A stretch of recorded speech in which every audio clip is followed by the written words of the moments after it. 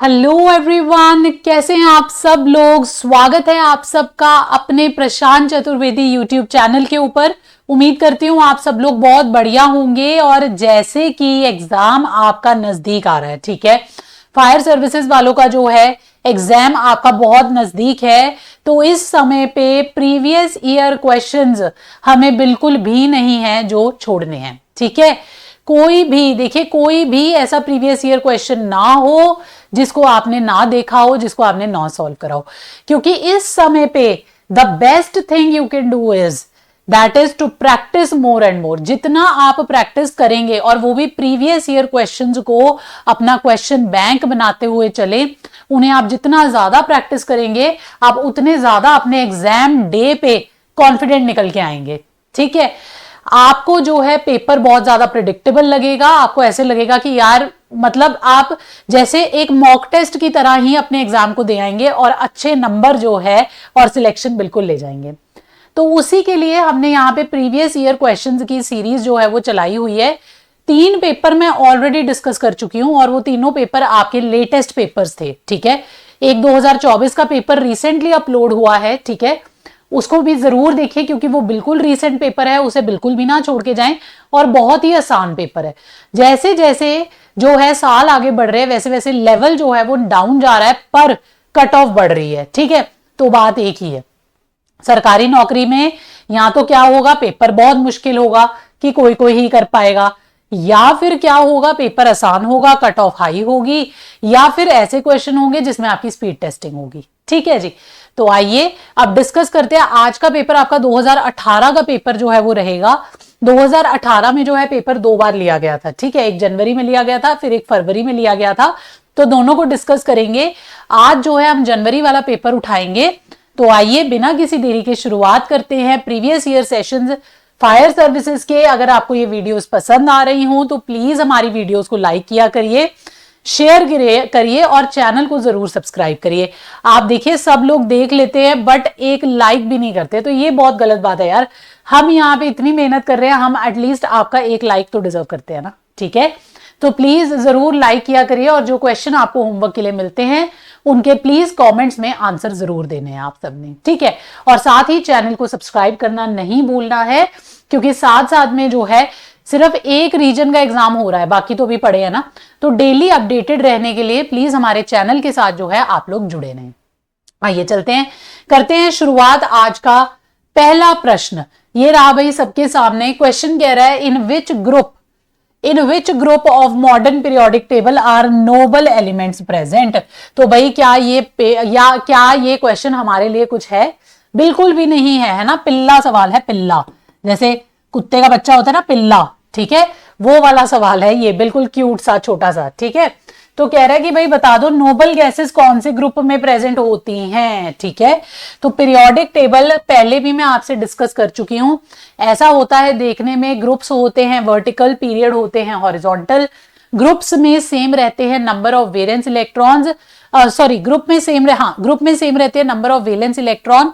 और अगर बात करें पीरियड की तो उसमें सेम रहते हैं number of shells, number of orbits. ठीक है, जैसे ही आप ग्रुप में डाउन जाएंगे साइज बढ़ेगा, पीरियड में लेफ्ट टू राइट जाएंगे तो साइज घटेगा, क्योंकि इलेक्ट्रॉन बढ़ते जा रहे हैं, न्यूक्लियस के साथ अट्रैक्शन फोर्स बढ़ता जा रहा है।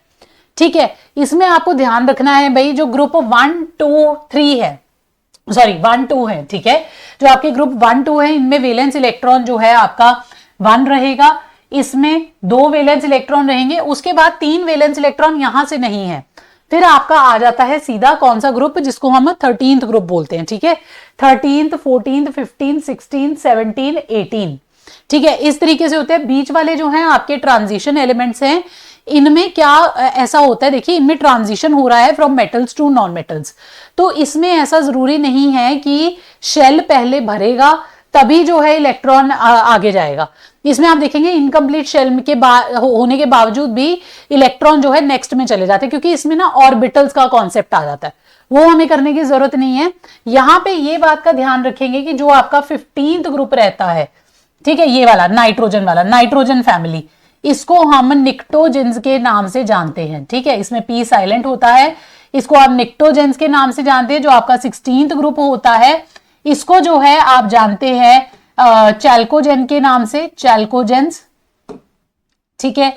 जो आपका फ्लोरीन फैमिली है यानी 17th ग्रुप, ये सबको मालूम होगा, इनको आप हैलोजेंस बोलते हैं।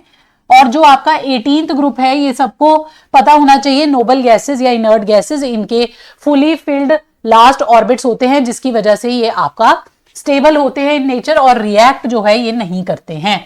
तो क्वेश्चन कह रहा है कहां पे प्रेजेंट होते हैं नोबल गैसेस, तो ये प्रेजेंट होते हैं ग्रुप नंबर 18th में, ठीक है। चलिए, वैसे बताने वाला कुछ था नहीं इसमें, फिर भी मैंने आपको थोड़ा सा पीरियोडिक टेबल जो है वो रिवाइज करा दिया।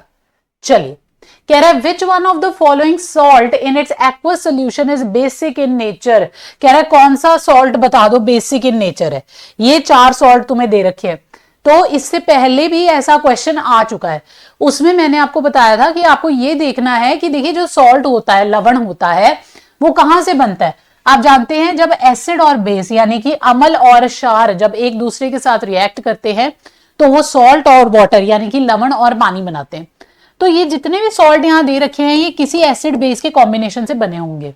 जैसे अगर मैं बात करूं कैल्शियम सल्फेट की, तो कैल्शियम सल्फेट बना होगा कैल्शियम हाइड्रोक्साइड से प्लस आपका सल्फ्यूरिक एसिड से, ठीक है, यहां से बना होगा कैल्शियम सल्फेट। अब आपको ये देखना है कौन सी चीज ज्यादा स्ट्रॉन्ग है, यानी कि कौन ज्यादा स्ट्रॉन्ग एसिड है या कौन ज्यादा स्ट्रॉन्ग बेस है। अगर जो सॉल्ट आपका बना है अगर उसका एसिड ज्यादा स्ट्रॉन्ग है तो सॉल्ट भी एसिडिक हो जाएगा, अगर बेस ज्यादा स्ट्रॉन्ग है तो बेस भी तो फिर सॉल्ट भी बेसिक हो जाएगा, ठीक है। सीधी सी बात है भाई, जो डोमिनेंट है वैसा ही उसका बच्चा बनेगा, ठीक है। तो यहां पे देखिए आप सबको कोई भी डाउट नहीं होना चाहिए, H2SO4 बहुत स्ट्रॉन्ग एसिड है, इसका पीएच आपका 2 से 3 के बीच में रहता है, ठीक है। तो ये जो है आपका कैल्शियम सल्फेट बनेगा, ये एसिडिक बनेगा क्योंकि इसका जो पेरेंट एसिड है वो ज्यादा स्ट्रॉन्ग है as compare to its parent base. अगर हम बात करें सोडियम सल्फेट की, तो सोडियम सल्फेट कहां से बना होगा, सोडियम हाइड्रोक्साइड और सल्फ्यूरिक एसिड। तो देखिए सोडियम हाइड्रोक्साइड भी बहुत स्ट्रॉन्ग बेस है पर सल्फ्यूरिक एसिड को मात नहीं दे सकता, ठीक है। तो ये भी जो है आपका एसिडिक होगा। देखिए कोई भी सॉल्ट जो सल्फ्यूरिक एसिड से बन रहे हैं, हाइड्रोक्लोरिक एसिड से बन रहे हैं, ये जनरली स्ट्रॉन्ग होते हैं, स्ट्रॉन्गली एसिडिक होते हैं, ठीक है, क्योंकि ये दोनों एसिड जो है बहुत स्ट्रॉन्ग एसिड्स हैं। सोडियम क्लोराइड देखिए, ये तो आप सब जानते हैं NaCl, NaOH और HCl के कॉम्बिनेशन। तो HCl का पीएच आप जानते हैं 0 और 1 के बीच में होता है, तो ये सबसे ज्यादा एसिडिक है, यानी ये तो बहुत स्ट्रॉन्ग है, तो ये भी आपका एसिडिक सॉल्ट होगा, ठीक है। अगर हम बात करें पोटेशियम कार्बोनेट की, तो ये बेचारा बना हुआ है potassium hydroxide plus carbonic acid से, यानी कि H2CO3 से। तो ये आपका एक वीक एसिड होता है, ठीक है, जो ये है एक वीक एसिड है, ये बेस बहुत स्ट्रॉन्ग है, this is very strong base, ठीक है। तो ये आपका स्ट्रॉन्ग बेस है, तो इसमें पेरेंट कौन सा स्ट्रॉन्ग है, बेसिक पेरेंट स्ट्रॉन्ग है, तो ये आपका बेसिक इन नेचर होगा। तो अगर आपको कभी भी कोई सॉल्ट दे दिया जाए पहचानने के लिए कि वो एसिडिक है या बेसिक है, तो आप ये देखेंगे कि वो कौन से एसिड से बना है, कौन से बेस से बना है, जो ज्यादा स्ट्रॉन्ग उसको आप उसी तरीके का सॉल्ट होगा। कह रहा है when a ray of sunlight passes through a glass prism it is dispersed into its 7 colour components, ठीक है जी। कह रहा है the colour component that bends the most, कौन सा कलर कंपोनेंट सबसे ज्यादा बेंड होगा। कह रहा है जब सूर्य की किरण कांच के प्रिज्म से होकर गुजरती है तो वह अपने 7 रंग घटकों में बिखर जाती है, सबसे अधिक मुड़ने वाला रंग घटक क्या है। तो आप जानते हैं विबग्योर होता है, ये मैंने आपको काफी बार बताया है। जब आप वायलेट से रेड जा रहे हैं तो वेवलेंथ बढ़ती है, लैम्डा इंक्रीज होता है, ध्यान रखेंगे। जब वेवलेंथ बढ़ती है तो एनर्जी घटती है और फ्रीक्वेंसी भी घटती है, ठीक है, एनर्जी घटती है और फ्रीक्वेंसी भी जो है वो भी घटती है। तो यहां पे देखिए वो कह रहा है कौन सा कलर है जो ज्यादा बेंड करेगा, तो बेंड कौन सा करेगा, बेंड वो करेगा जिसकी एनर्जी सबसे कम होगी, ठीक है भाई। जिसकी एनर्जी कम भाई वही झुकेगा ना, जिसके पास भाई पैसा है, जिसके पास एनर्जी है अच्छी खासी, वो क्यों झुकेगा, है ना। तो जो आपका वायलेट कलर हो, सॉरी जो देखिए सबसे ज्यादा कौन झुकेगा, सबसे ज्यादा वो झुकेगा जिसकी सबसे ज्यादा एनर्जी है, ठीक है। तो वायलेट कलर जो है क्योंकि उसके पास ज्यादा एनर्जी है भाई, वो बेंड हो जाता है अच्छे से। मैंने इससे पहले उल्टा बोल दिया था, तो उसको प्लीज करेक्ट कर लें। जो वायलेट कलर है ये सबसे ज्यादा बेंड करेगा, ठीक है, मोस्ट बेंड। ये सबसे ज्यादा बेंड होगा और रेड कलर जो है ये आपका लीस्ट बेंड होगा। ठीक है जी, तो यहां पे देखिए यही आपसे पूछा गया है, तो वायलेट कलर जो है वो सबसे ज्यादा बेंड होगा। अब इसमें देखिए आपसे वेवलेंथ, एनर्जी, फ्रीक्वेंसी कुछ भी पूछी जा सकती है। ठीक है, तो ध्यान रखेंगे रेड की वेवलेंथ सबसे ज्यादा, एनर्जी सबसे कम, फ्रीक्वेंसी सबसे कम। तो वायलेट का फिर उल्टा हो जाएगा, वेवलेंथ सबसे कम, एनर्जी सबसे ज्यादा, फ्रीक्वेंसी सबसे ज्यादा, इसीलिए वायलेट बेंड भी सबसे ज्यादा करेगा और रेड जो है सबसे कम बेंड करेगा। इसके अलावा आपको इलेक्ट्रोमैग्नेटिक स्पेक्ट्रम भी जो है वो भी पता होना चाहिए, ये शायद मैं पहले भी डिस्कस कर चुकी हूं। जो आपकी गैमा रेज होती हैं इनकी जो वेवलेंथ होती है सबसे छोटी होती है। अगर बात करें रेडियो वेव्स की तो इनकी वेवलेंथ सबसे ज्यादा होती है। तो मैंने आपको अभी क्या बताया, जिसकी वेवलेंथ ज्यादा उसकी एनर्जी कम, फ्रीक्वेंसी कम। वैसे ही गैमा रेज देखिए जिसकी वेवलेंथ कम, ठीक है, उसकी एनर्जी ज्यादा, फ्रीक्वेंसी ज्यादा। वैसे ही देखिए आप यहां आते आते फ्रीक्वेंसी कितनी बढ़ गई, यहां फ्रीक्वेंसी कितनी कम है। ठीक है जी, तो इस बात का आप लोग जो है ध्यान रखेंगे। इसमें आपके पास जो है क्या हुआ भाई, यहां पे आपके पास ये ऑर्डर आपको याद रखना है। ठीक है, चाहे ऐसे याद करो चाहे ऐसे याद करो, जैसे भी तुम कंफर्टेबल हो, बस ये याद रख लेना कि तुमने इंक्रीजिंग ऑर्डर ऑफ वेवलेंथ में चीजों को याद करा है या डिक्रीजिंग ऑर्डर में। ठीक है, वेवलेंथ को याद रख लो, एनर्जी और फ्रीक्वेंसी उससे उल्टी हो जाएंगी। ठीक है, ये आपसे एग्जाम में पूछा जा सकता है। वो बोल सकता है कि भाई बताइए अल्ट्रावायलेट और एक्स रेज में से वेवलेंथ किसकी ज्यादा होती है। तो वेवलेंथ देखिए इधर को जब हम जा रहे हैं तो वेवलेंथ घट रही है, तो अल्ट्रावायलेट की वेवलेंथ जो है वो एक्स रे से ज्यादा है। ठीक है, तो ऐसे वो आपसे कंपैरिजन पूछ सकता है, तो इसको आप याद करेंगे। चलिए, कह रहा है which of the following metals will produce hydrogen gas on reaction with dilute hydrochloric acid.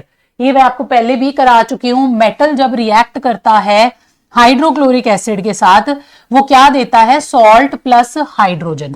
पर सारे ये नहीं कर पाएंगे, सारे ये नहीं कर पाएंगे। इसमें आती है आपकी रिएक्टिविटी सीरीज, प्रतिक्रिया श्रृंखला, बहुत जरूरी रहती है ये।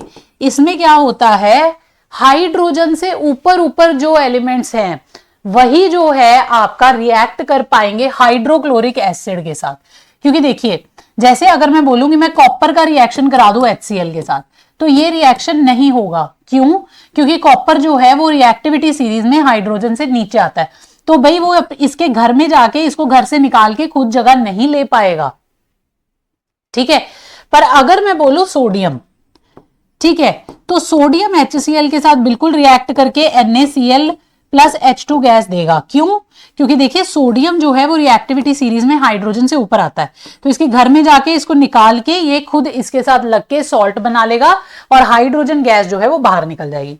तो अब देखिए आपके पास ऑप्शंस हैं कॉपर, आयरन, मर्क्यूरी और सिल्वर। तो देखिए सिल्वर तो बिल्कुल नहीं हो सकता, सिल्वर इनर्ट होता है। ठीक है, कॉपर भी नहीं है, बात करें मर्क्यूरी भी नहीं है, तो आयरन इसमें आपका करेक्ट आंसर रहेगा, क्योंकि आयरन जो है वो रिएक्टिविटी सीरीज में हाइड्रोजन से ऊपर आता है आयरन। ठीक है, आप देखिए बाकी सब नीचे आ रहा है, कॉपर, मर्क्यूरी, सिल्वर, तीनों चीजें नीचे आ रही हैं।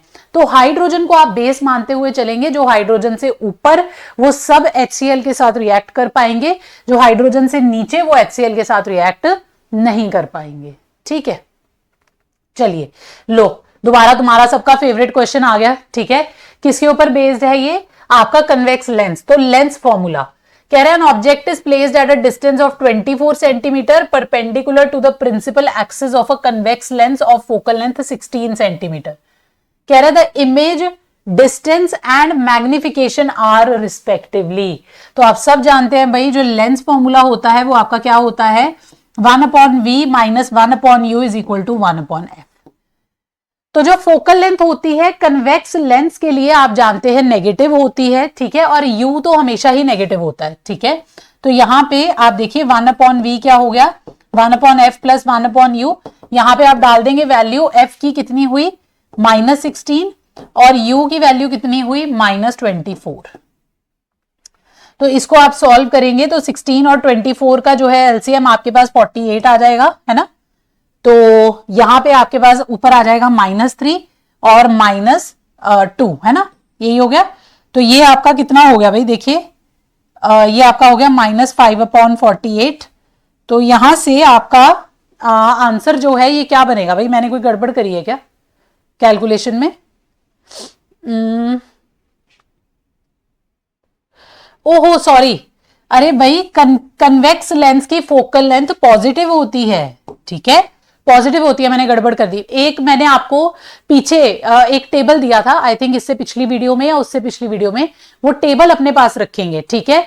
कन्वेक्स लेंस में जो फोकल लेंथ होती है वो पॉजिटिव होती है, कनकेव लेंस की नेगेटिव होती है, ठीक है। यहां पे मैं अपने आपको करेक्ट करना चाहूंगी।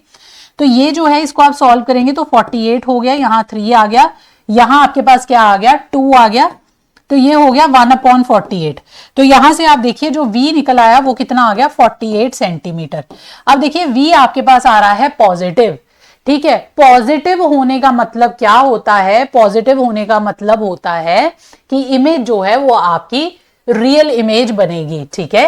तो मैग्निफिकेशन अब आपको बतानी है, तो मैग्निफिकेशन का फॉर्मूला होता है v/u फॉर अ लेंस। तो यहां पे आप v रख लेंगे, v कितना हुआ, v है 48, u कितना हुआ आपके पास, u जो है हमारे पास -24, तो -2 जो है मैग्निफिकेशन निकल के आ गई। तो आपका आंसर क्या हो गया, डी ऑप्शन, ठीक है। मिरर फॉर्मूला में क्या हो जाता है, मिरर फॉर्मूला में हो जाता है 1/v + 1/u is equal to 1/f, और वहां मैग्निफिकेशन हो जाती है -v/u, ठीक है। यहां पे मैंने साइंस कंसीडर नहीं करे हैं, ये फॉर्मूला बिना साइन कंसिडरेशन के, साइन कन्वेंशन आपको बाद में लगानी है, ठीक है। जैसे यहां पे हमने लगाई कि भाई हमें पता है फोकल लेंथ जो कन्वेक्स लेंस की है वो पॉजिटिव होती है, यू हमेशा ही नेगेटिव होता है। क्वेश्चन में वो कभी भी तुम्हें पॉजिटिव नेगेटिव नहीं लगा के देगा यू वी और एफ के आगे, तुम्हें खुद अपना दिमाग लगाना है और करना है। ये तो फॉर्मूले हैं, सिर्फ फॉर्मूले हैं ये, ठीक है।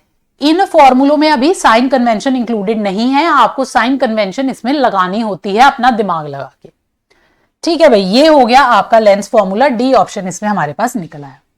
चलिए, कह रहा most fungi are multicellular but one of the following is made up of only one cell. कह रहा है इसको आइडेंटिफाई करो। Most fungi are multicellular, जानते हैं हमने बहुत तरीके के फंगस पढ़े हैं, है ना भाई। फंगाई जो होते हैं जनरली पैरासिटिक होते हैं, ठीक है। ये अपना न्यूट्रिशन जो है ये आपका दूसरों से लेते हैं, ठीक है, दूसरों को खराब करके ये न्यूट्रिशन लेते हैं। वन ऑफ देम इज जो है आपका, but one of the following is made up of only one cell, यानी इनमें से यूनिसेलुलर कौन है, तो यीस्ट, ठीक है। जो आपकी यीस्ट होती है ये यूनिसेलुलर होती है, और ध्यान रखेंगे यीस्ट रिप्रोड्यूस करती है कैसे, बडिंग से, ठीक है। ये ऐसे यीस्ट होती है, इसका ऐसे एक छोटा सा बड बन जाता है, फिर यहां से नई यीस्ट पैदा हो जाती है, तो ये ऐसे करके जो है आपको रिप्रोड्यूस करती है। जो ब्रेड मोल्ड होती है इसका जो नेम है वो होता है राइजोपस, ठीक है। ये जो रिप्रोड्यूस करती है तो ये करती है स्पोर फॉर्मेशन से, इसमें बीजाणु बनते हैं, ठीक है, बीजाणु निर्माण इसको बोलते हैं हिंदी में, ठीक है। तो यहां पे बीजाणु बनते हैं जो कि आपका फिर और नए ब्रेड मोल्ड को जन्म देते हैं। मशरूम भी स्पोर फॉर्मेशन से ही रिप्रोड्यूस करते हैं, ठीक है, तो ध्यान रखेंगे। चलिए बताओ भाई, molecular formula of lead nitrate, देखो कितना आसान सवाल है, ठीक है। कह रहे लेड नाइट्रेट का फॉर्मूला बता दूं, तो ये होता है लेड तुम्हारे पास, नाइट्रेट क्या होता है, HNO3 एसिड का अगर मैं H निकाल दूं तो वो हमारा क्या हो जाता है, नाइट्रेट आयन हो जाता है, ठीक है। Pb, तो ये हो गया NO3, इसकी वैलेंसी होती है 1। अब देखिए लेड की वैलेंसी जो है वो आपकी क्या होती है, यहां पे भाई ब्रैकेट आएगा, ठीक है, ब्रैकेट आएगा। तो लेड की भी वैलेंसी आपके पास 1 होती है, तो इसका फॉर्मूला क्या बन जाता है, PbNO3, ठीक है। तो PbNO3, वैसे लेड आपका दो फॉर्म्स में एग्जिस्ट करता है, यहां इसको ब्रैकेट में मेंशन करना चाहिए था कि लेड 1 है या लेड 2 है, ठीक है, लेड 1 है या लेड 2 है, ठीक है, क्योंकि लेड जो है उसकी मल्टीपल वैलेंसी जो है वो पॉसिबल होती है। एक बार भाई मैं चेक कर लेती हूं,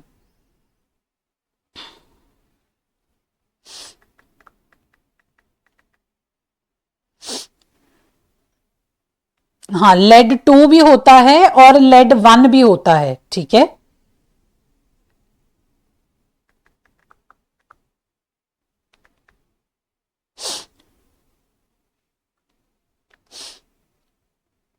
ठीक है, तो यहां पे जो है वैसे तो आप यहां पे 2, क्योंकि वो मोस्ट कॉमन वैलेंसी है, ठीक है, उसको कंसिडर कर लीजिए, तो NO3 ट्वाइस, तो यहां पे आपका ये डी ऑप्शन हो गया, ठीक है जी, डी ऑप्शन हो गया। वैसे क्वेश्चन में इट शुड बी मेंशन होना चाहिए पर नहीं है, चलो चलिए बताइए, कह रहा है homozygous pea plant for red flower, ठीक है, was crossed with a white flowered pea plant, what would be the color of the flower in the next generation F1 if the gene for red color of the flower is dominant over the gene for white color। तो देखिए यहां पे क्या है, वो बोल रहा है रेड कलर है। होमोजाइगोस का क्या मतलब है कि अगर रेड डोमिनेंट जीन है और व्हाइट डोमिनेंट जीन है तो इसमें दोनों रेड ही प्रेजेंट है, ठीक है, और जो व्हाइट वाला है, ठीक है, इसमें जो है एक आपका रेड प्रेजेंट है और एक जो है स्मॉल आर प्रेजेंट है, ठीक है। तो यहां पे नहीं, होमोजाइगोसियस पी प्लांट है तो रेड भी डोमिनेंट है और व्हाइट में दोनों स्मॉल आर है, ठीक है। तो अब यहां पे देखिए वो कह रहा है इन दोनों को क्रॉस करा है, तो ये देखिए यहां से आर आएगा, यहां से स्मॉल आर आएगा, पर क्योंकि रेड उसने बोल दिया कि डोमिनेंट है, ठीक है, तो जो मैनिफेस्ट होगा जीन वो कौन सा होगा, तो ये जो फ्लावर बनेगा ये आपका रेड कलर का बनेगा। पर अब ये हेट्रोजाइगोस है, ठीक है, दिस इज हेट्रोजाइगोस, क्योंकि इसमें जो है आपके पास रिसेसिव जीन भी प्रेजेंट है, पर ये मैनिफेस्ट नहीं हो पाएगा, ये अगली जनरेशन में मैनिफेस्ट हो जाएगा। अगली जनरेशन कैसे निकालेंगे आप, तो यहां पे देखिए आपके पास आर आर आ जाएगा, ठीक है, सॉरी आर कैपिटल आर आ गया और यहां पे आपके पास स्मॉल आर, तो यहां से आर आर, यहां से आर आर, यहां से आर आर और यहां से जो है आपके पास आर आर, ठीक है, यही बनेगा ना। अरे एक मिनट भाई, आर आर आर आर, तो आर आर आर आर, हाँ, तो यहां पे देखिए जो आपकी नेक्स्ट जनरेशन बनेगी F2, उसमें देखिए क्या होगा, नेक्स्ट जनरेशन में ये तीन तो रेड ही होंगे क्योंकि रेड डोमिनेंट है, पर ये अकेला व्हाइट होगा, ये नेक्स्ट में होगा F2 में, पर क्वेश्चन में पूछ रहा है F1 में, तो F1 में जो है आपके ऑल रेड होंगे, सारे के सारे जो है वो आपके क्या होंगे, रेड कलर के ही होंगे, क्योंकि रेड कलर का जीन जो है वो डोमिनेंट है। होमोजाइगोस का मतलब क्या होता है, होमोजाइगोस का ये मतलब है कि अगर रेड फ्लावर है तो दोनों रेड हैं, अगर व्हाइट है तो दोनों व्हाइट हैं, ठीक है। पर देखिए जब इन्होंने म्यूटेशन इनका हुआ आपस में, तो देखिए इनमें जो है आपके पास हेट्रोजाइगस बन गया। फिर चलिए कह रहा है which one of the following, meals नहीं आएगा भाई, मेटल्स आएगा, है ना। मेटल्स इज मोस्ट मेलेबल, कौन सा सबसे ज्यादा मेलेबल है, तो देखिए इन सब में से सबसे ज्यादा मेलेबल आपका सिल्वर होता है। वैसे मेलेबल क्या होता है, मेलेबल क्या होता है, सब जानते हैं भाई, दो चीजें होती है, मेलेबिलिटी एंड डक्टिलिटी। मेलेबिलिटी मतलब आप किसी चीज को शीट्स में कन्वर्ट कर सकते हैं, डक्टिलिटी मतलब आप किसी शीट्स की वायर, किसी चीज की वायर बना सकते हैं। तो ये जो है ऑर्डर आपको ध्यान में आप रख लेंगे, जो गोल्ड है वो सबसे ज्यादा डक्टाइल होता है, गोल्ड और सिल्वर दोनों सबसे ज्यादा डक्टाइल और मेलेबल होते हैं, इनकी शीट्स और वायर जो है वो आराम से बनाई जा सकती हैं, ठीक है। आप इसका स्क्रीनशॉट ले सकते हैं, आपके काम आएगा ये। वैसे डक्टिलिटी मेलेबिलिटी ही पूछता है, बाकी चीजें जो है वो ज्यादा नहीं पूछेगा, ठीक है। तो डक्टिलिटी मेलेबिलिटी आप याद रख सकते हैं, सबसे ज्यादा गोल्ड सिल्वर प्लेटिनम, ठीक है। चलिए भाई कह रहा है which one of the following statements concerning the reaction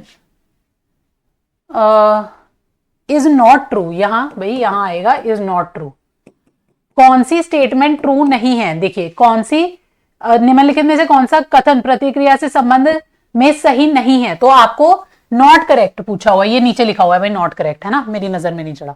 चलिए अब ये कैसी रिएक्शन है, सबसे पहले ये पहचानिए, ठीक है। तो इस रिएक्शन में आप देखिए दो चीजें हो रही हैं, ऑक्सीडेशन रिडक्शन, रिडॉक्स रिएक्शन है।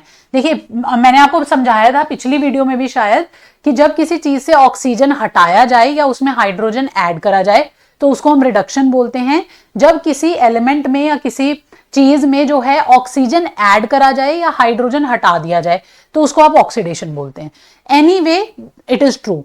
तो यहां देखिए जो आपका MnO2 है, अब प्रोडक्ट में जाके ऑक्सीजन इससे हट गया, तो जब ऑक्सीजन हटता है तो क्या होता है, रिडक्शन होता है। अगर हम HCl देखें तो देखिए क्लोरीन के साथ हाइड्रोजन लगा हुआ था पहले, ठीक है, यहां देखिए क्लोरीन के साथ हाइड्रोजन लगा हुआ था, अब हाइड्रोजन हट गया, जब हाइड्रोजन हट गया तो यानी ऑक्सीडेशन हो गया। तो अब देखिए पढ़िए क्या कह रहा है, hydrochloric acid acts as a reducing agent. क्या हाइड्रोक्लोरिक एसिड रिड्यूसिंग एजेंट है? रिड्यूसिंग एजेंट कौन होता है? जो खुद ऑक्सीडाइज हो, दूसरे को रिड्यूस करे। बिल्कुल सही है भाई, HCl हुआ खुद ऑक्सीडाइज और इसने इसको कर दिया रिड्यूस, तो ये स्टेटमेंट बिल्कुल ट्रू है। कह रहा है manganese dioxide is reduced to manganese chloride. बिल्कुल सही है, हमने अभी देखा जो पहले मैंगनीज डाइऑक्साइड था उसका ऑक्सीजन हट गया और वो बन गया मैंगनीज क्लोराइड, तो हुई उसकी रिडक्शन। बिल्कुल सही बात है। कह रहे हैं manganese dioxide is reducing agent. गलत बात है, मैंगनीज डाइऑक्साइड तो खुद रिड्यूस हो गया बेचारा, ये किसी और को रिड्यूस कैसे करेगा? तो ये ऑक्सीडाइजिंग एजेंट है, इसने उल्टा इसको ऑक्सीडाइज करा, खुद रिड्यूस हुआ। तो this statement is false, this is not correct.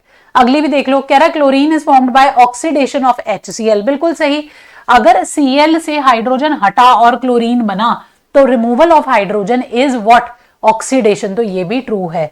तो आपकी स्टेटमेंट जो नॉट करेक्ट है वो कौन सी है?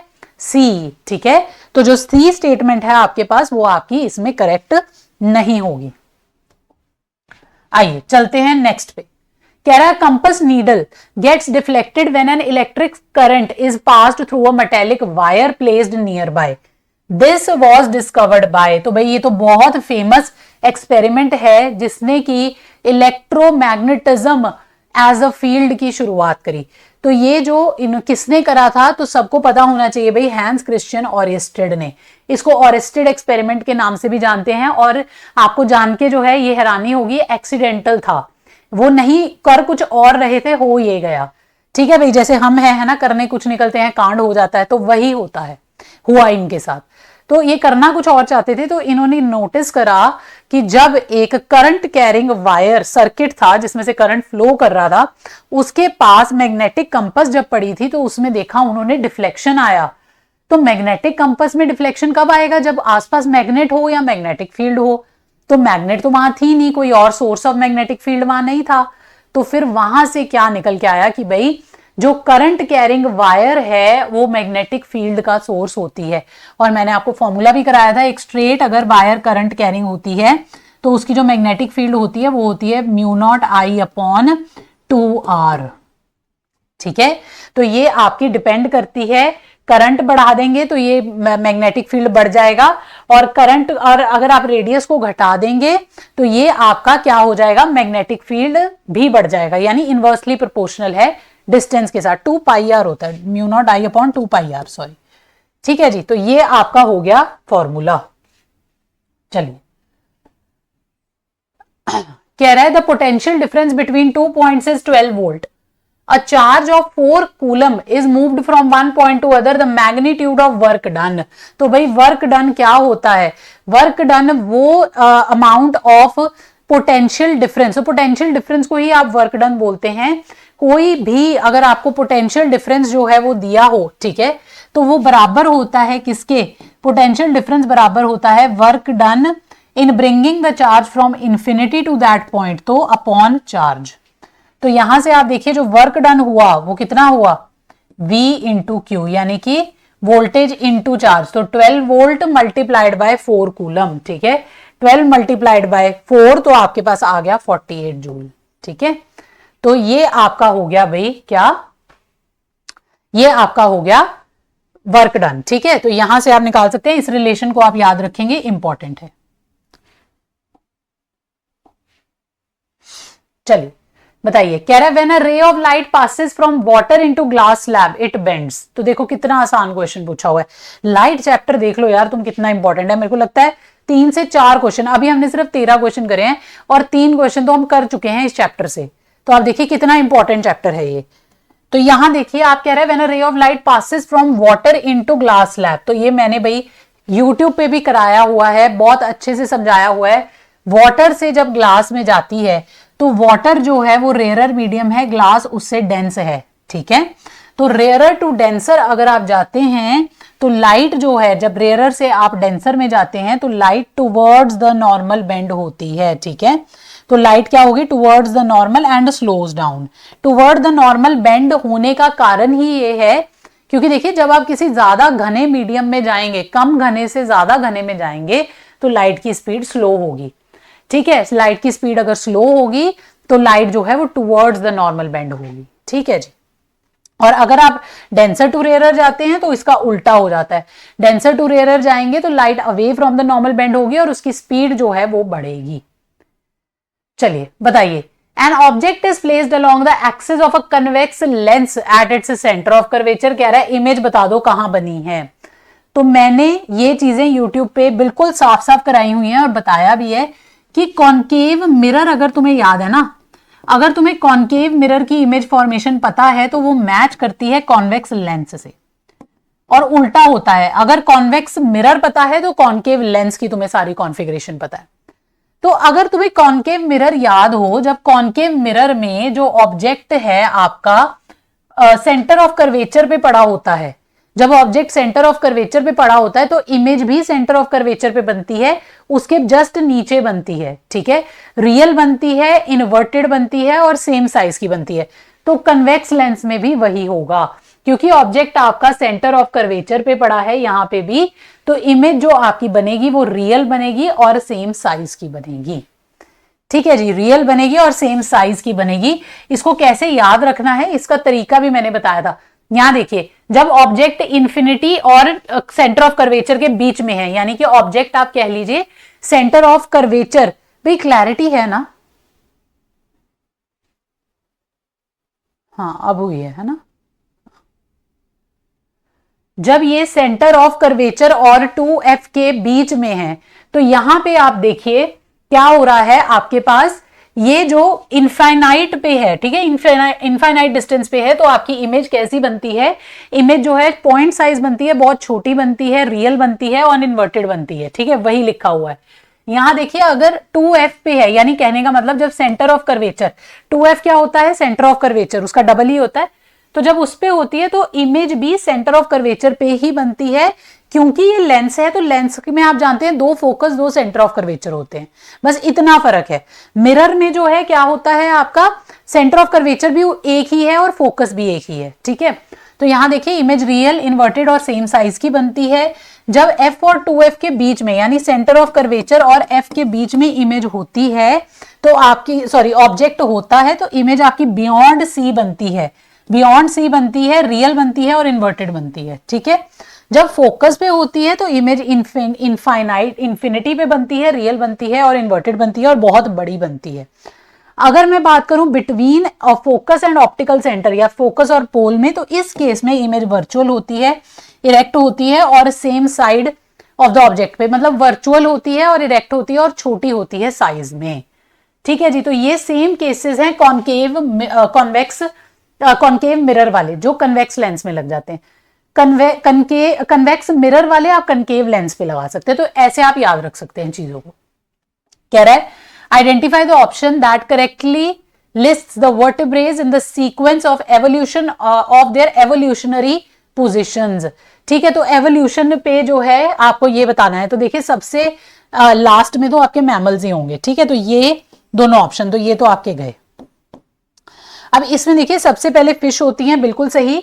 ठीक है, उसके बाद जो है उसके बाद आपके पास जो है एम्फीबियंस आए, फिर रेप्टाइल्स आए, फिर बर्ड्स आए, फिर मैमल्स आए। ठीक है, तो ये आपका ऑर्डर रहता है, जिसमें से पहले 3 आपके कोल्ड ब्लडेड हैं, बर्ड्स और मैमल्स आपके वार्म ब्लडेड होते हैं। ठीक है, तो फिश, एम्फीबियंस, पहले पानी में रहने वाले फिश, एम्फीबियन। अब देखिए ना, पहले वो आए जंतु जो सिर्फ पानी में रह रहे हैं, फिर आए वो जो पानी में भी रह सकते हैं और जमीन पे भी, फिर वो आए जो जमीन पे रहते हैं सिर्फ, मिट्टी में रहते हैं, फिर वो जो हवा में उड़ते हैं, फिर मैमल्स भाई जो कुछ भी कर सकते हैं, है ना। तो आपके पास ये ऑर्डर जो है इसमें आपका करेक्ट हो गया, डी ऑप्शन आपका यहां पे करेक्ट हो गया। चलिए चलिए ये बताइए भाई, विच out of the following elements has greatest atomic radius? किसका एटॉमिक रेडियस सबसे बड़ा है? Iodine, bromine, iodine, chlorine, fluorine. तो ये सब के सब आपके हैलोजन ग्रुप के मेंबर हैं। ठीक है, दे ऑल आर हैलोजन्स।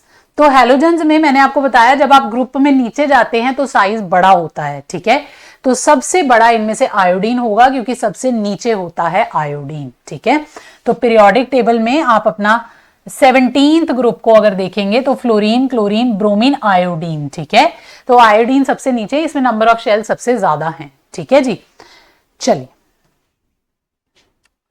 कह रहा है two identical resistors are connected in series to a source. फिर कह रहा है the power dissipated in the circuit is P1 when the resistors are connected in parallel to the same source the power dissipated is P2। तो कह रहा है ratio P2 upon P1 बता दो। कहने का मतलब है सेम सोर्स यानी कि वोल्टेज सेम है दोनों केसेस में, ठीक है। V अगर वोल्टेज सीरीज की है तो पैरेलल की भी वोल्टेज जो है वो आपकी क्या है, V ही है। तो अब इसमें देखिए क्या हो रहा है, टू आइडेंटिकल रेजिस्टर्स, पहले उनको हमने सीरीज में कनेक्ट करा, तो सीरीज में आप जानते हैं कि जो नेट रेजिस्टेंस होती है वो R1 प्लस R2 हो जाएगी, ठीक है। पावर आप जानते हैं भाई क्या होती है, पावर होती है V स्क्वायर अपॉन R, क्योंकि यहां करंट की बात नहीं हो रही है, हम पावर का ये वाला फॉर्मूला यूज करेंगे, V स्क्वायर अपॉन R। तो V की वैल्यू तो फिक्स है, ये तो बदल नहीं रही है। R की जगह पे आप R नेट लेंगे ना, तो ये आपके पास हो गया R1 प्लस R2, ठीक है जी, ये हो गया। अच्छा, आइडेंटिकल रेजिस्टर है यानी R1 और R2 भी बराबर हैं, तो यहां पे आप 2R लिख लीजिए सीधा। R1 R2 भी बराबर है, मैंने पहले नहीं पढ़ा था, तो यहां पे 2R आ गया, ठीक है। तो इसको हम 2R मान लेते हैं।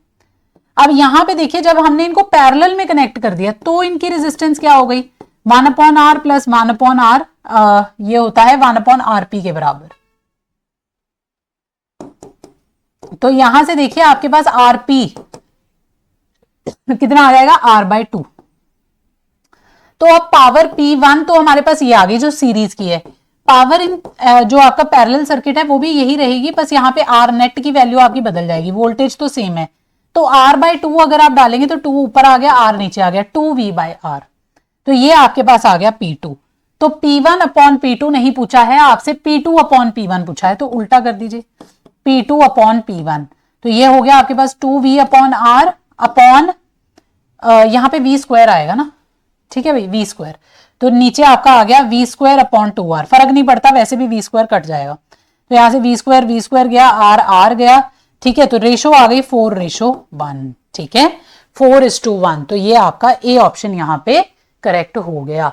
कुछ नहीं करना था भाई, सिर्फ और सिर्फ सीरीज और पैरेलल की नेट रेजिस्टेंस लिखनी थी, पावर का फॉर्मूला पता होने चाहिए था और रेशो लेनी थी। देखो कितने आसान क्वेश्चन है।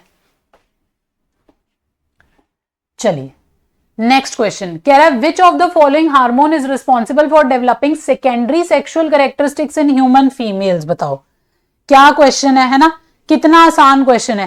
फीमेल में जो प्यूबर्टी आती है या सेकेंडरी सेक्सुअल कैरेक्टरिस्टिक्स आते हैं वो फीमेल हार्मोन की वजह से आते हैं, जो कि एस्ट्रोजन हो गया, ठीक है।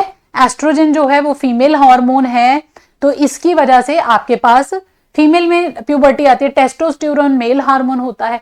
एलएच क्या होता है, एलएच प्रेगनेंसी के टाइम पे बहुत जरूरी होता है। एक्चुअली एलएच एक वो हार्मोन है जो एबिलिटी, कितना कोई मेल जो है स्पर्म प्रोड्यूस कर पा रहा है, कितनी कोई फीमेल एग प्रोड्यूस कर पा रही है, उसकी स्पीड और एबिलिटी जो है उसको नापता है।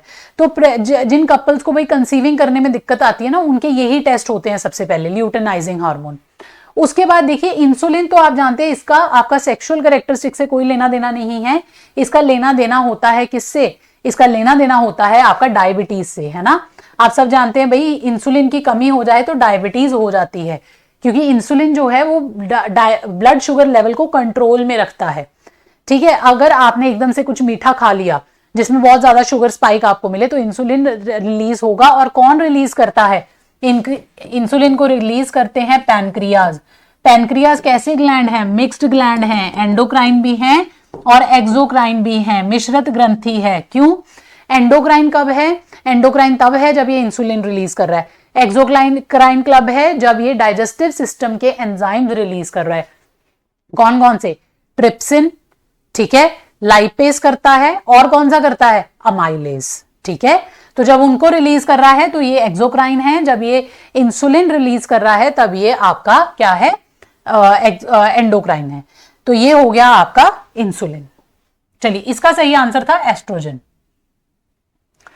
Carat due to atmospheric refraction sunrise is advanced and sunset is delayed. ये मैं आपसे पहले भी बता चुकी हूं, रिपीट क्वेश्चन आया हुआ है, पिछले पेपर में भी हमने करा है। वायुमंडल कह रहा है वायुमंडल अपवर्तन के कारण सूर्योदय पहले होता है और सूर्यास्त लगभग देरी से होता है। कितने मिनट का गैप होता है, तो ये मैंने आपको बताया था 2 मिनट का गैप होता है, ठीक है जी, 2 मिनट का गैप होता है। तो यहां पे आपका सही जवाब आ गया क्या भाई, सही जवाब आपका हो गया 2 मिनट्स। चलिए, कह रहा है which one of the following pH values of aqueous solution of substance will indicate the higher concentration of hydroxyl ion. तो देखिए, अगर H पॉजिटिव आयंस की कंसंट्रेशन जितनी ज्यादा होगी उतना वो चीज एसिडिक होगी, जितना हाइड्रोक्सिल आयन यानी OH नेगेटिव आयंस की कंसंट्रेशन ज्यादा होगी उतनी वो चीज बेसिक होगी। ठीक है जी, उतनी वो चीज क्या होगी, बेसिक होगी। तो यहां पे वो पूछ रहा है, और यहां पे मैंने आपको बताया था जो आपका पीएच स्केल होता है वो 1 से 14 तक होता है, बीच में 7 इंपॉर्टेंट है क्योंकि ये आपका तटस्थ है यानी कि न्यूट्रल है पानी।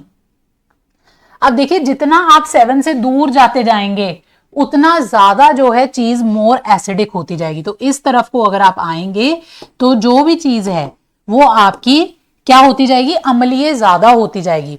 और जितना आप राइट साइड पे 7 से दूर जाते जाएंगे यानी कि जितना आप 14 की तरफ जाते जाएंगे उतनी चीज मोर बेसिक होती जाएगी। ठीक है, तो जितना अच्छा बेस होगा उतना हाइड्रोक्सिल आयंस जो है वो ज्यादा प्रोड्यूस करेगा। ठीक है, जितना अच्छा बेस होगा उतने वो हाइड्रोक्सिल आयन ज्यादा देगा। तो कौन ज्यादा अच्छा बेस होगा भाई, जिसकी वैल्यू 14 के जितनी पास है, क्योंकि देखिए सबसे ज्यादा बेसिक 14, सबसे ज्यादा एसिडिक 1। ठीक है, तो जिसकी वैल्यू 14 के जितनी पास उतना वो अच्छा बेस, उतना अच्छा उसकी हाइड्रोक्सिल आयंस निकलेंगे। तो देखिए 14 के सबसे पास कौन है, तो 10 है। ठीक है जी, 10 इज द करेक्ट आंसर। समझ गए भाई? 2 मिनट देंगे भाई, मैं पानी पी लूं, तब तक आप नेक्स्ट क्वेश्चन देखिए और उसको करने की कोशिश करिए। चलिए,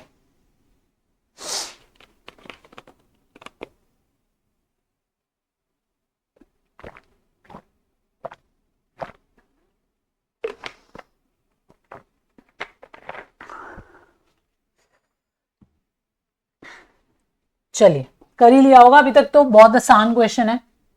कह रहा है through which plant tissue does water move up to reach other parts of a plant. पौधे के किस ऊतक से होकर जल पौधे के अन्य भागों तक पहुंचता है। ठीक है, तो ये आप जानते हैं जाइलम और फ्लोएम, इनको हम वेस्कुलर टिश्यूज बोलते हैं, संचालक। ये संचालक ऊतक हैं, इसमें जो है आपका क्या होता है, ट्रांसपोर्ट होता है, संचालन हो रहा है किसका किसका, पानी खाने का, न्यूट्रिएंट्स का। तो जो जाइलम है वो आपका वाटर का संचालक होता है। और वाटर देखिए, ये याद रखेंगे, वाटर जो है वो आपका यूनिडायरेक्शनल ही चलता है, एक तरफ ही दिशा में चलता है। तो जो जाइलम है वो ट्रांसपोर्ट यूनिडायरेक्शनल कर सकता है, जो फ्लोएम है उसका ट्रांसपोर्ट बाई डायरेक्शनल होता है, क्योंकि फ्लोएम से निकल रहा है फूड एंड न्यूट्रिएंट्स। फ्लोएम क्या कर रहा है, फ्लोएम वो पाइप है जो खाना और न्यूट्रिशन को पहुंचा रहा है other parts of the plants के पास। तो ये शूट से रूट की तरफ भी जा सकता है, रूट से शूट की तरफ भी ट्रांसपोर्ट कर सकता है। पर अगर हम बात करें जाइलम की तो ये यूनिडायरेक्शनल होता है। ठीक है, जाइलम के 4 पार्ट होते हैं भाई, याद है, फ्लोएम के भी 4 पार्ट होते हैं। तो कौन कौन से होते हैं, अब आप ये बताएंगे कि कौन सा पार्ट जो होता है आपका जाइलम में जो है वो होता है लिविंग होता है, ये आप बताएंगे। ठीक है, जाइलम में क्या चीज लिविंग होती है और फ्लोएम में क्या चीज डेड होती है, ये आपको बताना है। तो 4 में से 3 का एक होती है, एक कुछ होता है। ठीक है, तो आपको ये बताना है नीचे कमेंट्स में, जाइलम और फ्लोएम 4 चीजों से बने होते हैं। आपको ये बताना है जाइलम में क्या चीज लिविंग है और फ्लोएम में क्या चीज डेड है। ठीक है जी, तो फ्लोएम में क्या चीज डेड होती है। तो यहां देखिए आपके पास जो है सही जवाब वो क्या आएगा, जाइलम आएगा। यहां तो सिंपल सी चीज पूछी है, पर देखिए हमें तैयार रहना है वर्स्ट ऑफ द वर्स्ट के लिए। ठीक है, आपको जो है चीजों को अच्छे से पढ़ना है, क्योंकि देखिए ऐसा नहीं है कि इतना ही आसान पेपर आ जाए, किस्मत बुरी हो तो वो मुश्किल भी डाल सकता है। तो कई बार क्या होता है, कोई एक पर्टिकुलर सेक्शन मुश्किल होता है, दूसरा पर्टिकुलर सेक्शन आसान होता है, तो बैलेंस उसको बनाना है, वो किसी भी तरीके से बन सकता है। ठीक है, तो हमें तो भाई worst of the worst case scenario के लिए तैयार रहना है। चलिए, कह रहा है an organic compound X produces hydrogen gas on reaction with sodium metal. Also X reacts with ethanoic acid to produce a compound Y which has a fruity odour, जिसका जो है फल युक्त जो है उसकी खुशबू है। तो आप सब जानते हैं, मेरे को नहीं लगता कोई भी ऐसा स्टूडेंट होगा जिसको ये चीज ना पता हो, जो एस्टर्स होते हैं ये आपका फ्रूटी ऑर्डर के होते हैं। तो जो वाई होगा वो एक एस्टर है, इनको इसीलिए फूड फ्लेवरिंग वगैरह में यूज करा जाता है क्योंकि इनकी खुशबू बहुत अच्छी होती है। ठीक है, तो वो कह रहे हैं कौन सा फंक्शनल ग्रुप प्रेजेंट है एक्स में, ये बता दो। एलिमेंट नहीं पूछ रहा, सॉरी कंपाउंड नहीं पूछ रहा, क्या है कह रहा, बस फंक्शनल ग्रुप बता दो कौन सा प्रेजेंट है। ठीक है, तो ये बोल रहा है आपके पास कि एक्स जो है एक ऐसा ऑर्गेनिक कंपाउंड है जिसने hydrogen gas the on reaction with sodium metal. तो यहां से देखिए आपको ये पता होना चाहिए कि जब अल्कोहल्स रिएक्ट करते हैं, जब अल्कोहल्स, अच्छा आप ऐसे जाने की बजाय ना आप उल्टा चले जाओ, आपको एस्टेरिफिकेशन की रिएक्शन तो आई एम श्योर पक्का पता होगी। जब एक कार्बोक्सिलिक एसिड और एक आपके पास अल्कोहल आपस में रिएक्ट करते हैं तो वो बनाते हैं एस्टर प्लस वाटर। ये आपकी होती है एस्टेरिफिकेशन की रिएक्शन। ठीक है जी, इसको हम क्या बोलते हैं, एस्टेरिफिकेशन बोलते हैं। तो मतलब इसमें एक एसिड होगा, एक होगा अल्कोहल, जिससे बना एस्टर और वाटर। तो अब सीधी सी बात हुई, एक्स या तो ये होगा या ये होगा। ठीक है, तो यहां पे देखिए इसने क्या दिया, इसने दे दिया आपको, कहता है एक्स ने रिएक्ट करा इथेनोइक एसिड के साथ। तो उसने ये तो बता ही दिया तुम्हें कि कार्बोक्सिलिक एसिड क्या है, इथेनोइक एसिड है। इथेनोइक एसिड आपका कौन सा होता है, इथेनोइक एसिड आपका होता है 2 वाला। ठीक है, CH3COOH, जिसको आप एसिटिक एसिड भी बोलते हैं। ठीक है, तो ये तो उसने आपको पहचान बता दी उसकी कि ये तो इथेनोइक एसिड है। तो पक्की बात है एक्स जो होगा वो एक क्या होगा, अल्कोहल होगा। आपको अगर ये चीज नहीं भी पता थी ना कि कौन सा ऑर्गेनिक कंपाउंड सोडियम के साथ रिएक्ट करके हाइड्रोजन देता है, फिर भी आप इसका आंसर निकाल सकते हैं अगर आपको ये पता हो कि एस्टरिफिकेशन कैसे होती है। क्योंकि देखिए आपके पास जो प्रोडक्ट वाई बना है ना, ठीक है, उसने यहां पे कह दिया कि इसकी फ्रूटी ऑर्डर है। तो हमें पता है फ्रूटी ऑर्डर किसका होता है, एस्टर का होता है। इट मींस जो वाई है वो एक एस्टर है। अगर वाई एक एस्टर है तो वो एक कार्बोक्सिलिक एसिड और अल्कोहल के रिएक्शन से बना होगा। एसिड उसने तुम्हें अलग से दे दिया, क्वेश्चन में कह रहा है एक्स ने रिएक्ट करा इथेनोइक एसिड के साथ, तो बचता कौन है, ये तो निकल गया, तो एक्स क्या बचता, अल्कोहल बचता है। तो फंक्शनल ग्रुप एक्स में कौन सा प्रेजेंट हुआ, तो वो आपका प्रेजेंट हुआ हाइड्रोक्सिल। ठीक है, OH ग्रुप प्रेजेंट होगा। ठीक है जी, तो ये कौन सा एस्टर बनाएगा, अगर कार्बोक्सिलिक एसिड रिएक्ट करेगा इथेनॉल के साथ। ठीक है, इथेनॉल जो कि आपकी क्या होती है, C2H5OH। ठीक है जी, तो पानी निकल जाएगा, H2O तो अलग से निकल गया। एसिड आपका क्या बनेगा इसमें, सॉरी एस्टर आपका बनेगा CH3COO C2H5। ठीक है जी, ये बनेगा। यहां लिख लीजिए आप, इसको कैसे लिख सकते हैं, इसको आप ऐसे लिख सकते हैं, ये आपका इसका फॉर्मूला क्या बनेगा, इथाइल इथनोएट। ठीक है, तो अल्कोहल पहले आएगी, इथाइल अल्कोहल। ठीक है, और एसिड बाद में आएगा। ठीक है, तो ये आपका बनता है फिर इथाइल इथनोएट। तो अगर ये यहाँ पे आपको पहचान करने को भी बोल देता कि भाई बताओ वाई क्या है, कौन सा एस्टर है, तो वाई आपका इथाइल इथनोएट है। ठीक है, वाई क्या है आपका, इथाइल इथनोएट है। चलिए, तो देखा ये क्वेश्चन कैसे दिमाग लगाने से ही हो गया, ज्यादा चीजें नहीं भी पता है तो भी। तो देखिए एस्टेरिफिकेशन का जो रिएक्शन होता है उसमें जनरल क्या होता है, एक आपके पास एसिड ग्रुप होना चाहिए, एक OH ग्रुप होना चाहिए। तो आपका क्या होता है, यहां से आपका हाइड्रोजन निकल जाता है, यहां से OH निकल जाता है, H2O बन जाता है। यहां पे आपके पास क्या हो जाएगा, RCOOR-। जैसे वहां पे क्या था हमारे पास, जो हमने एग्जाम्पल लिया था, वहां पे हमारे पास COOH था और साथ में हमारे पास यहां पे था CH3। ठीक है, यही होता है एसिटिक एसिड प्लस अल्कोहल थी हमारे पास C2H5OH। अब देखिए यहां पे मैंने आपको बताया क्या होता है, यहां से OH निकल जाता है, यहां से H निकल जाता है। ठीक है, यहां से अगर H निकलेगा तो ये क्या बच जाएगा, भाई अगर ये H पॉजिटिव तो ये आपका पूरा नेगेटिव रह गया, यहां से अगर OH नेगेटिव निकलेगा तो ये पॉजिटिव हो जाएगा, तो नेगेटिव पॉजिटिव आपस में जुड़ जाएंगे, ठीक है। तो ये हो जाएगा CH3CO O C2H5, ठीक है, प्लस H2, यही आपका होता है क्या, एस्टर, ठीक है, COOR ग्रुप, ठीक है। COOR ग्रुप आपका क्या बन जाता है, एस्टर बन जाता है, और इसी का जो स्मेल होता है ये आपका फ्रूटी ऑर्डर होता है, ठीक है। इसको हम बोलते हैं क्या, इसको हम बोलते हैं इथाइल इथनोएट, ठीक है। अल्कोहल पहले आएगी और एसिड का नाम बाद में आएगा। अब अगर मैं आपसे बोलूं मिथाइल मिथनोएट बना के बताओ, मिथाइल मिथनोएट कैसे बनेगा, तो सीधी सी बात है, मिथाइल मिथनोएट नाम से ही पता लग रहा है, मिथाइल अल्कोहल होगी यानी कि उसमें CH3OH होगा, और मिथाइल मिथनोएट मिथेनोइक एसिड होगा जो कि आपका होता है HCOOH, ठीक है। तो यहां से आपका H पॉजिटिव निकल जाएगा, यहां से OH नेगेटिव निकल जाएगा, और आपका यहां पे वाटर हो जाएगा, प्लस बचा हुआ आपका क्या हो जाएगा, एस्टर हो जाएगा, तो HCOOCH3, तो ये आपका हुआ मिथाइल मिथनोएट, ठीक है। तो ऐसे जो है आप अपना एस्टर जो है उसको बना सकते हैं। ध्यान रखेंगे general reaction is acid plus alcohol, और ये एसिड होना चाहिए कार्बोक्सिलिक एसिड। चलिए, कह रहा which of the following compounds contain a triple bond, triple bond बता दीजिए किसमें है, ठीक है, कौन सा त्रिबंध होता है।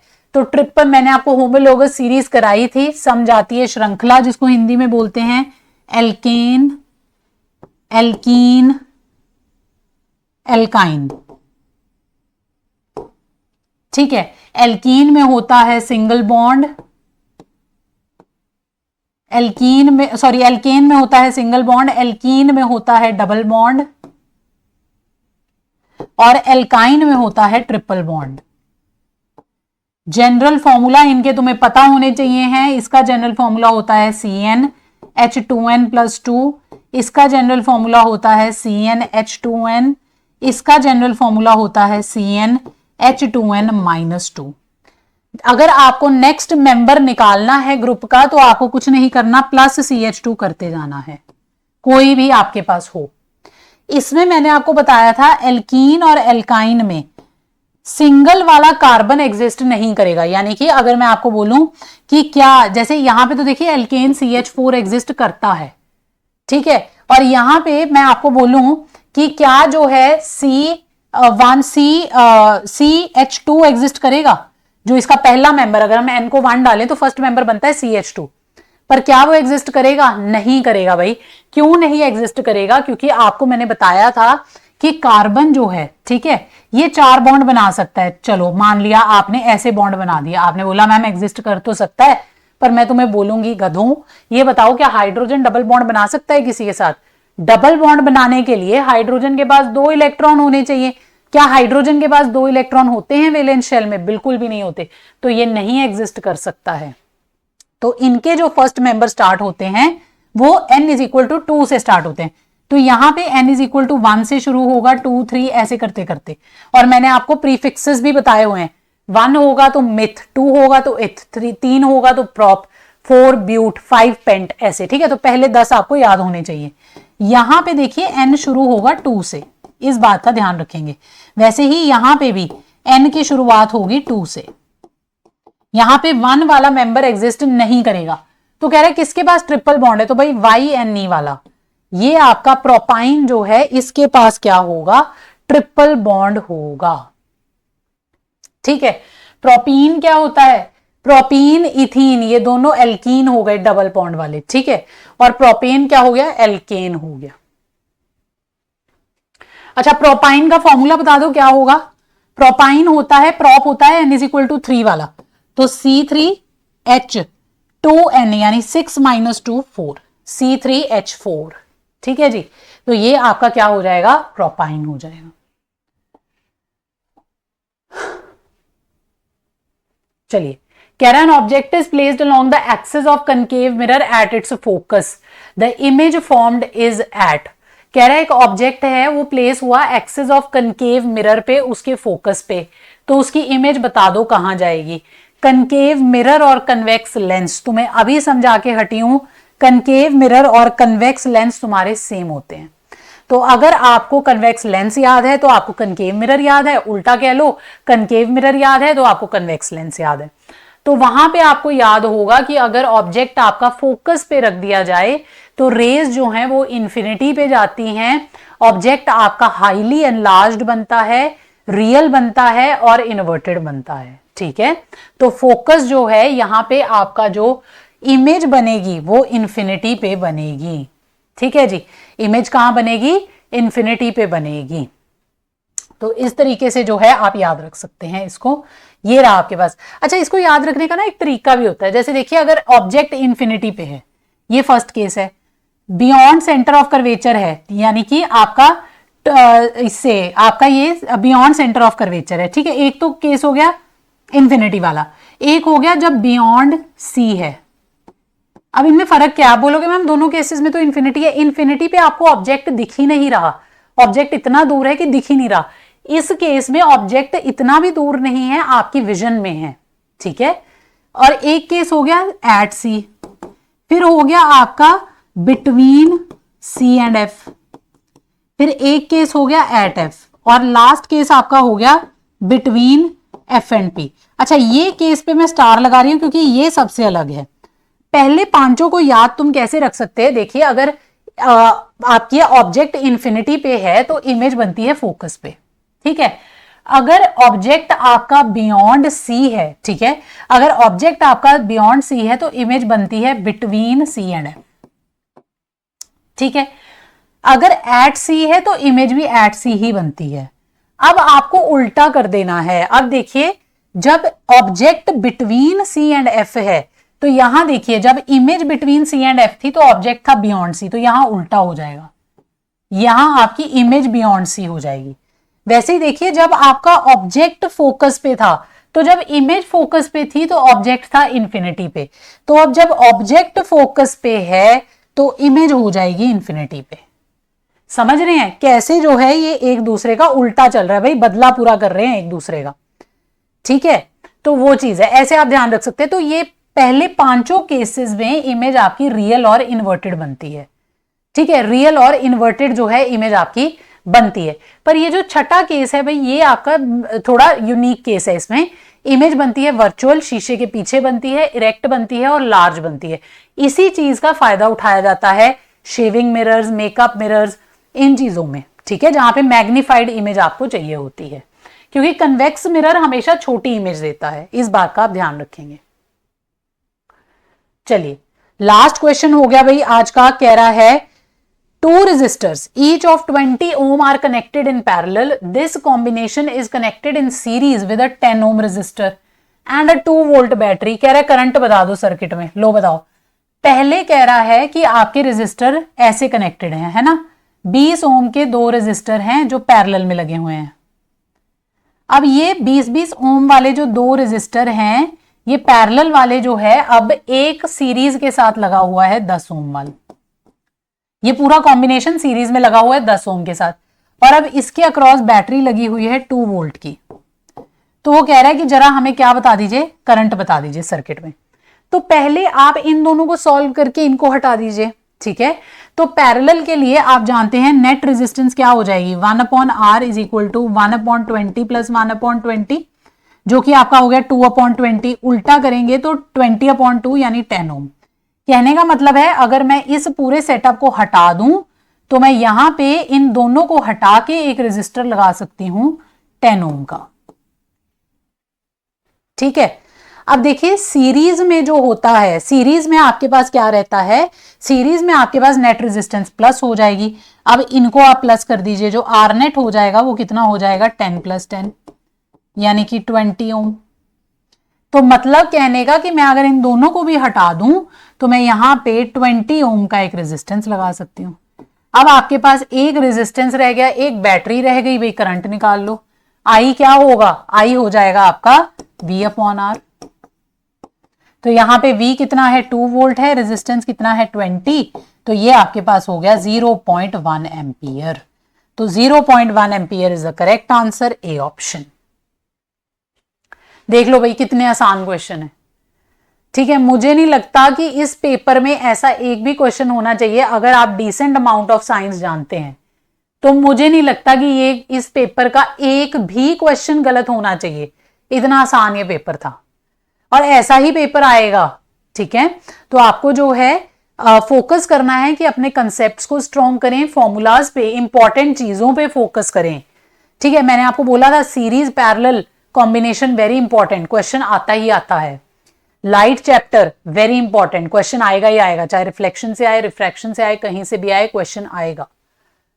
ठीक है, तो जो टॉपिक आपके इंपॉर्टेंट है आप देख रहे हैं वो मुड़ मुड़ के रिपीट हो रहे हैं। ठीक है जी, तो पेपर करके मुझे लगता है आपको कुछ कॉन्फिडेंस आया होगा कि हमारा पेपर बहुत इजी आएगा। ठीक है, और आना भी चाहिए। तो अगर वीडियो आपको पसंद आई हो तो प्लीज इसे लाइक करें, इसे ज्यादा से ज्यादा लोगों के साथ शेयर करें और नीचे जो है कमेंट्स में अपना जरूर बताएं भाई आपको कैसा लग रहा है, ये सीरीज करने के बाद कैसा आप महसूस कर रहे हैं। अपने कमेंट्स में भाई आप एटलीस्ट है ना कुछ हमारे लिए छोड़ के जाया करें, जिससे हमें मोटिवेशन जो है वो मिलती रहे और हम आप लोगों के लिए यहाँ पे खड़े रहें एंड मोमेंट तक। जब तक तुम्हारा पेपर नहीं होता हम तुम्हारे पेपर के बाद भी खड़े हैं। ठीक है, तुम्हारा पेपर का एनालिसिस करेंगे भाई, तुम्हें बताएंगे सब चीजें, कोई भी इंफॉर्मेशन, कोई भी अपडेट्स जुड़ी हुई इन पेपर्स से, उसके लिए आप हमारे चैनल को प्लीज सब्सक्राइब करें, वीडियो को लाइक करें, शेयर करें और इसके ऊपर कमेंट करें। मिलेंगे नेक्स्ट वीडियो में एक नए पेपर के साथ, तब तक के लिए अपना ध्यान रखें। थैंक यू एवरीवन एंड पढ़ते रहें, पेपर की तैयारी करते रहें, क्रैक कर दे, बस फोड़ दें इस बार पेपर। ठीक है, कोई नहीं रोक सकता इस बार ये नौकरी तुम्हारी होने से, कोई नहीं रोक सकता। ठीक है, लाइफ में भाई हम परिश्रम कर सकते हैं, परिश्रम करते हैं तो ये बोलिए है ना, बोले मैम आप ना तसल्ली मत दो कि मेहनत करते रहो, फल की चिंता मत करो। फल की चिंता करो भाई, करनी पड़ती है फल की चिंता। अगर फल की चिंता नहीं करेंगे तो पड़े पड़े फल सड़ जाएंगे एक दिन। ठीक है, तो हम जो भी करते हैं देखिए फ्यूचर प्रोस्पेक्ट सोच के ही करते हैं। तो अगर आप इस पेपर की तैयारी कर रहे हैं तो आपके माइंड में पक्का कुछ सपने होंगे, एक स्टेबल फ्यूचर को लेके आपका एक आइडिया होगा। भाई किसी को लड़की चाहिए, किसी को घर चाहिए, किसी को नौकरी चाहिए, किसी को गाड़ी चाहिए। ठीक है, किसी को अपनी फैमिली को प्राउड करना है। तो कोई भी आपका कारण हो पर्सनल, ठीक है, उसके लिए काम करें और आप बिल्कुल कर सकते हैं। तो मोटिवेटेड रहें, हाई एनर्जी में रहें जब तक आपका एग्जाम नहीं होता। ठीक है, डीमोटिवेट अपने आप को बिल्कुल भी ना होने दें। डीमोटिवेशन भाई पता है क्या होती है, एक तरीके से नेगेटिव एनर्जी आपके अंदर भर देती है, जिसकी वजह से आप आती हुई चीज भी गलत कराते हैं। तो डीमोटिवेटेड हमें बिल्कुल भी नहीं रहना। और इसमें देखिए मदद क्या करेगा, जितने ज्यादा आप क्वेश्चन सॉल्व करके जाएंगे उतने ज्यादा आप कॉन्फिडेंट होंगे, उतने ज्यादा आप प्रेरित रहेंगे, स्व प्रेरित। खुद मोटिवेट होना है भाई। मोटिवेशन भी देखिए इंटरनल होती है, एक्सटर्नल होती है। एक्सटर्नल मोटिवेशन थोड़ी देर के लिए रहती है, इंटरनल मोटिव है ना, ठुकरा के मेरा प्यार मेरा इंतकाम देखेगी, तो वो इंटरनल मोटिव है। तो अगर तुम्हें अपने माँ बाप को भाई प्राउड करना है तो वो सब तुम्हारे इंटरनल मोटिव हैं, उनके लिए काम करें। दुनिया की कोई भी ताकत आपको फिर सिलेक्शन लेने से नहीं रोक सकती है। तो मिलेंगे नेक्स्ट वीडियो में। इस वीडियो को प्लीज लाइक करें, शेयर करें, कमेंट करें और ऐसी और वीडियोस के लिए हमारे चैनल प्रशांत चतुर्वेदी को जो है सब्सक्राइब कर लें और आप हमारा टेलीग्राम ग्रुप भी ज्वाइन कर लें। वहां पे क्लासेस की अपडेट आपको मिलती रहेगी, एग्जाम से जुड़ी हुई चीजें, एडमिट कार्ड वगैरह, ठीक है, रिजल्ट, आंसर की, ये सब चीजें आपको वहां पे मिलती रहेंगी। तो इसको भी आप लोग ज्वाइन करें। मिलेंगे नेक्स्ट वीडियो में। Thank you everyone.